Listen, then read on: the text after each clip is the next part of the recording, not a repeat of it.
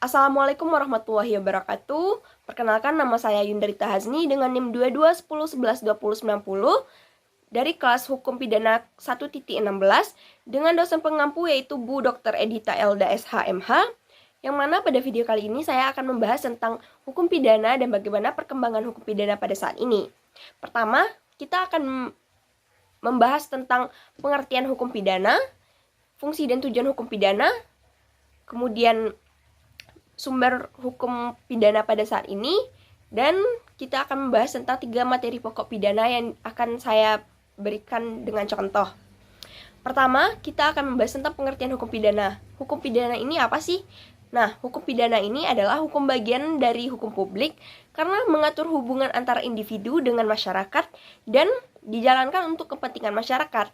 Sedangkan menurut para ahli, yaitu Profesor Pompe, hukum pidana ini adalah keseluruhan aturan hukum yang menentukan perbuatan-perbuatan apa yang diancam dengan pidana dan apa macamnya pidana itu.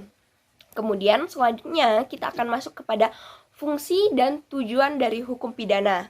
Fungsi umum dari hukum pidana ini adalah untuk mengatur hidup bermasyarakat dan menyelenggarakan tata aturan kehidupan dalam bermasyarakat.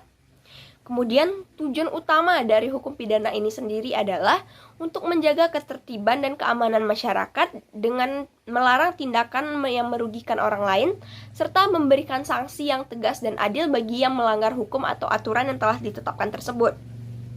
Kemudian, hukum pidana itu memiliki sumber hukum loh. Hukum adalah hukum tertulis, kemudian ada hukum tidak tertulis. Hukum tertulis ini biasanya yaitu adalah KUHP, kemudian peraturan-peraturan yang di luar pidana, peraturan-peraturan pidana di luar KUHP, kemudian ada aturan tidak tertulis atau sumber hukum tidak tertulis, yaitu hukum pidana adat atau nilai-nilai yang hidup dalam masyarakat.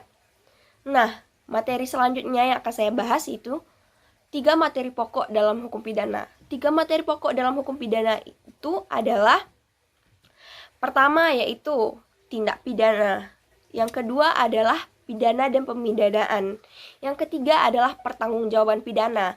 Studi kasus yang akan kita bahas pada materi ini yaitu kasus pembunuhan Mirna Salihin yang dilakukan oleh Jessica Kumala Wongso. Nah, sebelumnya kita akan memberikan terlebih dahulu penjelasan tentang 3 materi pokok hukum pidana ini. 3 materi pokok hukum pidana. Pertama yaitu tindak pidana.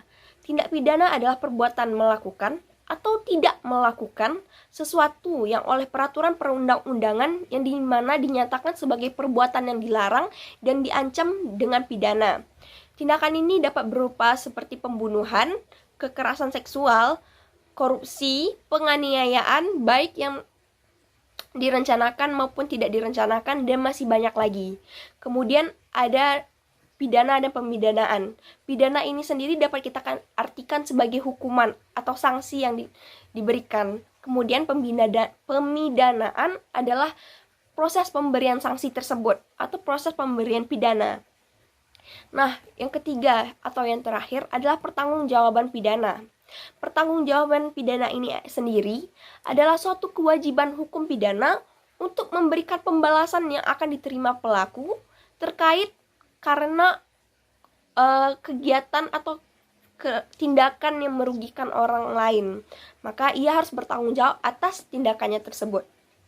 Nah, mari kita beralih ke studi kasus, yaitu pembunuhan yang dilakukan oleh Jessica Kumala Wongso, yang dimana dia melakukan pembunuhan berencana terhadap Mirna Salihin atau korban.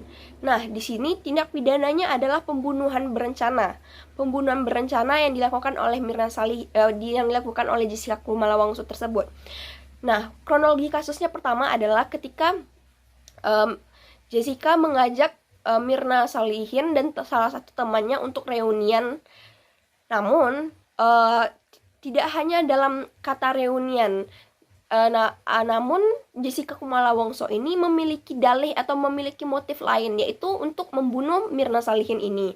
Motif pembunuhan ini dikarenakan karena si pihak terdakwa merasa sakit hati ataupun merasa dirugikan oleh Mirna Salihin, karena ketika ia meminta solusi bagaimana hubungannya dengan pacarnya kepada Mirna Salihin justru atau korban justru memberikan saran untuk putus, sehingga membuat pihak Jessica Kumala Wongso ini merasa sakit hati dan tidak terima, karena ia berpikir bahwa Mirna ini harus memberikan solusi yang lain, bukannya putus.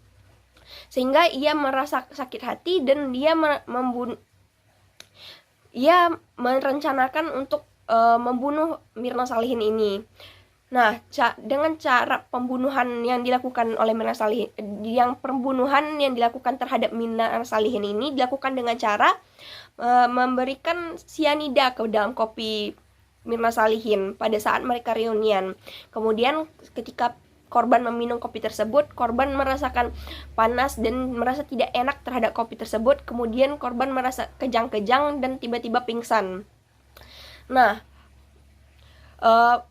atas kasus ini, Jessica Kumala Wongso dijatuhi pidana selama 20 tahun penjara. Nah, dari sini kita dapat melihat bahwa tindak pidana yang dilakukan adalah pembunuhan berencana. Kemudian pidana dan pemidanaannya adalah pidananya tersebut adalah sesuai dengan pasal 340 KUHP tentang pembunuhan berencana. Kemudian pemidanaannya itu adalah ia dijatuhi hukuman tersebut, dan bentuk pertanggungjawaban dari pembunuhan yang telah ia lakukan adalah ia dikurung selama 20 tahun di penjara karena tindak pidana yang ia lakukan.